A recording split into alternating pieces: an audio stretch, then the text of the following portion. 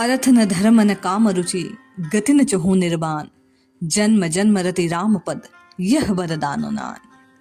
अक्सर जब जब राम राम रटने की बात कही जाती है तो साधक पूछते हैं कि नाम रटने से होगा क्या, नाम जपने से क्या प्रभाव होता है। परम पूज्य स्वामी श्री अखंडानंद जी महाराज की एक पुस्तक है भक्ति का चमत्कार, जो साधक में परिवर्तन को लाने वाली है। पूज्य स्वामी श्री कहते हैं कि एक चमत्कार की बात सुनाता हूं।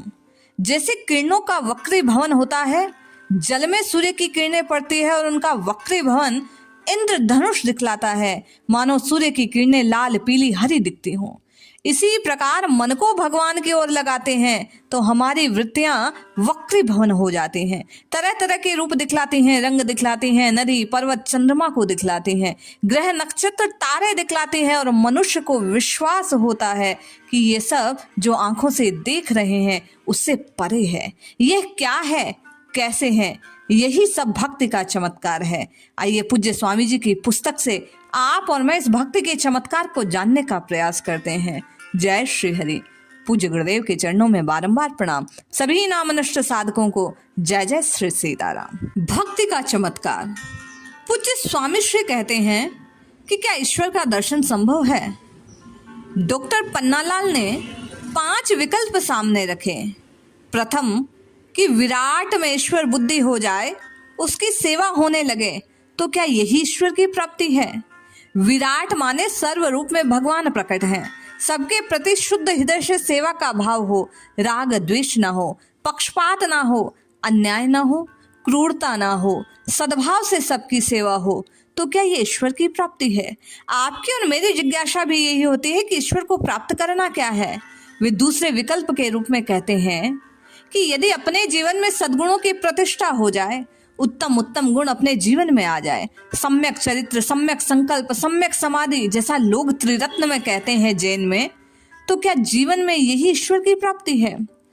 तीसरे विकल्प के रूप में डॉक्टर पन्नालाल कहते हैं कि जैसा बौद्ध लोग कहते हैं, समाधि लग जाए, वासनाओं का उच्छेद हो जाए, तो जन्म मरण के प्रवाह से हेतु जो वासनाएं हैं, यदि चित्त बिल्कुल निर्वासनिक हो जाए, तो क्या यही ईश्वर की प्राप्ति है। निर्वाण अथवा निर्वाणिकता की जो भाव है, यही ईश्वर की प्राप्ति का मूल है। चौथे विकल्प के रूप में डॉक्टर पन्नालाल कहते हैं कि जैसे वेदांती लोग वाच्यार्थ का तिरस्कार करके लक्ष्यार्थ में एकता मानते हैं, तो लक्ष्यार्थ के ऐक्य में बोध से अखंड ब्रह्म का साक्षात्कार हो जाता है, तो क्या यही भगवान का दर्शन है। वास्तव में भगवान का दर्शन है क्या। 5वें विकल्प के रूप में वे कहते हैं, हमारे भक्त लोग मानते हैं कि जैसे माता अपने बेटे से मिलती है, अपनी गोद में लेकर बेटे को दूध पिलाती है, जैसे मित्र कंधे पर हाथ रखकर चलता है, जैसे पत्नी पति से मिलती है, इस प्रकार व्यवहारिक जीवन में इतनी ठोस प्राप्ति जैसे जागृत अवस्था में हमें अपने सगे संबंधियों की होती है, क्या ईश्वर की प्राप्ति इसी रूप में होती है। क्या इसी का नाम ईश्वर प्राप्ति है। नारायण। संक्षेप में 5 के बारे में सुनाता हूं। पूज्य स्वामी जी कहते हैं, देखो विराट की सेवा अंतःकरण की शुद्धि है, तो विराट की सेवा स्वयं में फल नहीं है। विराट की सेवा होगी बाहर और उसका फल होगा हृदय में। सेवा साधन है और हृदय की शुद्धि फल है। सद्गुणों का फल भी अंतःकरण की शुद्धि है। निर्वासनिक समाधि भी अंततो गत्वा यही है कि विज्ञान की धारा निर्वासनिक होवे। वेदांतियों की जो एकता है वह तत्व दृष्टि से है। जहां तक वेदांत शास्त्र का प्रश्न है, व्यवहार में एकता को नहीं मानते, केवल परमार्थ में, केवल तत्व दृष्टि से एकता को स्वीकार करते हैं। एकता का बोध तात्विक दृष्टि से फल है, परंतु जो तत्व हमारे आंख के भीतर, हृदय के भीतर, हमारे मैं के भीतर छिपा हुआ है, उस मैं का बाहर प्रकट होके दिखने लग जाना। समस्त शैव, शाक्त, गणपत्य, सौर, वैष्णव, जितने भी ईश्वरवादी वैदांतिक संप्रदाय हैं, माने जो ईश्वर को जगत का अभिन्न निमित्त उपादान कारण मानने वाले संप्रदाय हैं, वे ईश्वर का बाहर प्रकट होकर दिखना स्वीकार करते हैं। स्वयं ईश्वर ही जगत के रूप में प्रकट होता है, तो जो ईश्वर अनंत कोटि ब्रह्मांडों के रूप में अनादिकाल से प्रकट होता है, नित्य रूप में रहता है, वह ईश्वर व्यक्ति के रूप में प्रकट नहीं हो सकता। यह कहना तो ईश्वर के संबंध में संपूर्ण दृष्टि कभी हो ही नहीं सकती, क्योंकि ईश्वर के संपूर्ण जगत के रूप में प्रकट होता है, व्यक्ति के रूप में प्रकट होता है। ईश्वर सर्वशक्तिमान है, इसीलिए भी व्यक्ति के रूप में प्रकट हो सकता है। ईश्वर सर्वज्ञ है, इसलिए भी व्यक्ति के रूप में प्रकट हो सकता है। सर्वज्ञ का अर्थ क्या है? श्री वैष्णवाचार्यों ने यह प्रसंग दिया कि हमारे हृदय में ये वासना है कि हम ईश्वर का दर्शन करें। बावरी वे अखियां जरी जाए, जो सांवरो छाड़ी निहारती गोरो। हमारे हृदय में ईश्वर के दर्शन की प्यास है, ईश्वर के दर्शन के लिए व्याकुलता है। अब प्रश्न यह है कि ईश्वर को यह मालूम है कि नहीं। इस सर्वज्ञता की बात सुनाते हैं तो ईश्वर को हमारे हृदय में ही है। हृदय की प्यास को, हमारी वासना को समझते हैं, समझने पर पूरी क्यों नहीं करता? हमारी इस लालसा को, एक लालसा मनमा धारूं, वंशी वट कालंदी तट नट नागर नवल निहारूं। हमारी व्याकुल हृदय की इस तीव्र लालसा को ईश्वर जानता है कि नहीं, और यदि जानता है तो पूरी क्यों नहीं करता? या तो कहो कि ईश्वर इतनी दया नहीं है कि वह हमारी प्यास को बुझा दे, इतना वह क्रूर है, इतना कठोर है, स्वनिष्ठ है कि हम जैसों को वैसे ही रहेंगे, वह हमारी लालसा का आदर नहीं करता। तो या तो ईश्वर में साकार होने की शक्ति नहीं, या ईश्वर में दया नहीं, आप यही समझते हैं।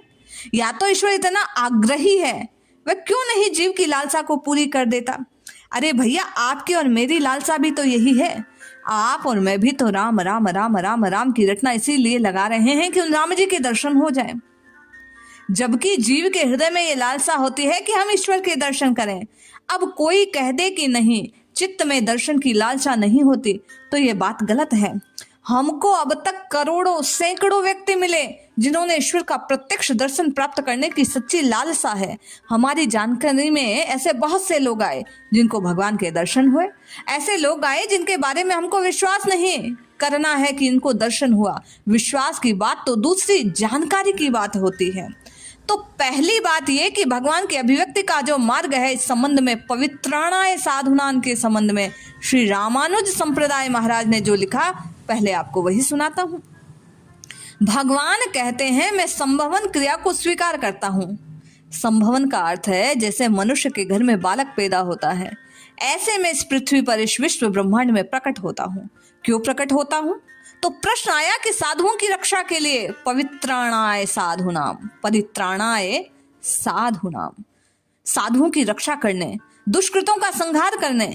अवतार वाली बात समझ में प्रत्यक्ष होने वाली बात है, जो समझने में सुगमता मिलेगी। श्री रामानुजाचार्य महाराज ने प्रश्न उठाया कि आप महाराज जहां बैठे हैं वहीं से निराकार रूप में रहते हुए एक संकल्प कीजिए कि सृष्टि को कोई दुष्ट पैदा ना हो। दुष्ट को मारने के लिए आप अवतार क्यों लेते हैं? बोले कि ठीक है, ऐसा संकल्प तो हम कर सकते हैं, पर यह सृष्टि की लीला तो दुष्टता और शिष्टता दोनों प्रकार के कर्म से चलती है। अच्छा, तो आप वहीं से संकल्प कीजिए कि शिष्टों की रक्षा हो जाए, साधुओं की रक्षा हो जाए। इसमें अवतार की क्या आवश्यकता?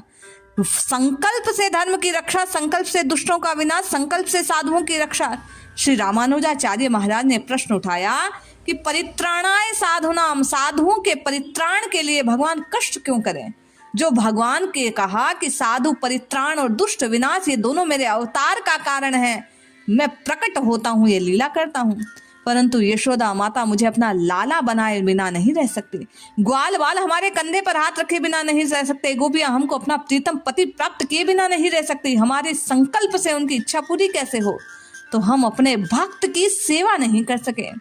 श्रीमद् भागवत में आता है, भगवान भक्त भक्तिमान। भगवान कैसे हैं? अपने भक्तों की भक्ति करने वाले हैं।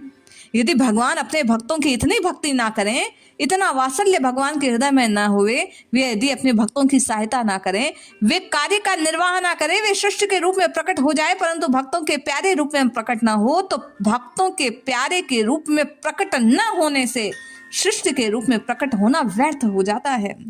पूज्य स्वामी जी कहते हैं, नारायण आखिर सृष्टि के रूप में लोगों का कर्म फल का भोग देने के लिए प्रकट हुए लोग हमको धन के रूप में भोगों, लोग हमको विषय के रूप में भोगें, समाज में लोग हमारा भोग करें, लोग हमको आत्मा के रूप में जाने, इसके रूप में भगवान अपने को प्रकट करें। और जो उनके सच्चे प्रेमी, सच्चे प्यासे भक्त हैं, उनकी लालसा को पूरी करने के लिए यदि भगवान प्रकट ना होवे तो भगवान की दयालुता पर कौन विश्वास करे, कौन माने कि भगवान दयालु है। इसलिए भगवान दर्शन देते हैं। तो देखो, सब में सबकी संगति है। सगुण अथवा साकार ईश्वर के संबंध में इतनी बात का ध्यान रखने की होती है कि जीव को केवल उन्मुख होकर बैठना होता है। अपनी जीभ को खाली कर दो, राग द्वेष सूचक शब्दों को जीवा से उच्चारित ना करो, अपनी जीवा को स्वच्छ बना दो। सेवा करने के लिए जब जीवा उन्मुख होती है तब उस पर भगवान का नाम अवतरण होता है। जब हृदय खाली होता है तब उसमें भगवान का रूपा अवतार होता है। श्रीमद् भागवत में भगवान के दर्शन कैसे होते हैं, इस बात को लेकर प्रसंग आए जो भिन्न भिन्न भक्तों के सम्मुख प्रसंग हैं, उसको आप जानते ही हैं। अवतार काल में नहीं, अब जैसे करदम के सामने भगवान नारायण गरुड़ारूढ़ होकर प्रकट होते हैं तो यह अवतार काल नहीं। दक्ष के सामने प्रकट होते हैं तो ये अवतार काल नहीं, भक्तों के सामने प्रकट होते हैं। पर कब होते हैं? हृदय में जो छिपा हुआ रस है उसको अपने जीवन में प्रकट होने दो।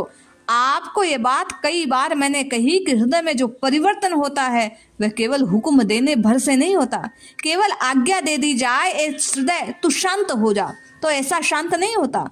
कुछ थोड़ी सी क्रिया चाहिए, कुछ थोड़ी सी वस्तु चाहिए, प्रारंभ में कुछ कर्तव्य चाहिए, तब हृदय परिवर्तन होता है। वस्तु चाहिए, क्रिया चाहिए, शब्द चाहिए। अपने हृदय में अमुक भाव उत्पन्न करने के लिए शब्द का प्रयोग करना पड़ता है। अपने हृदय में विनय की भावना उत्पन्न करने के लिए हाथ जोड़ना पड़ता है। राम कृष्ण का स्मरण करने के लिए नामोच्चारण करना पड़ता है। भगवान के मन में प्रसन्नता आ रही है, स्वाद आ रहा है, इसके लिए भगवान के सामने भोग लगाना पड़ता है।